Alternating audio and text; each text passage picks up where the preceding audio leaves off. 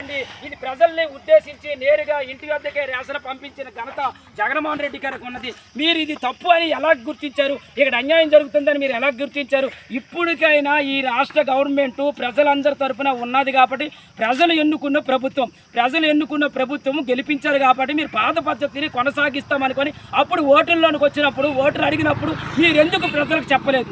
ప్రజలకి అప్పుడు మాయమాటలు చెప్పి సూపర్ 6 పథకాలని చెప్పి ప్రజలకు అందరికి మంచి చేస్తామని చెప్పి ఈరోజు మళ్ళీ మీరు పాత పద్ధతిలోనే రేషన్ మళ్ళీ డిపోల వద్దకు వెళ్ళండి, మీరు ఇడిపించుకోండి అంతే. 5, 6, 8, 9 కిలోమీటర్ల నుంచి గిరిజనులందరూ ఎంత అవస్థలు పడి బియ్యలు మోసుకెళ్తుంటే ఇది ఏమైనా పద్ధతి? మీరు ఓట్లకు వచ్చినప్పుడే ముందే చెప్పాలి. జగన్మోహన్ రెడ్డి గారు లాగా ముందే మీరు చెప్పాలి, మీరు నన్ను గెలిపించినట్టుగా అయితే రేషన్ నేరుగా మీ ఇంటికి పంపిస్తామని చెప్పారు జగన్మోహన్ రెడ్డి గారు. గెలిచిన వెంటనే అలాగే పంపించారు. మీరు ఆ మాట ఎందుకు ముందు మీరు చెప్పలేదు?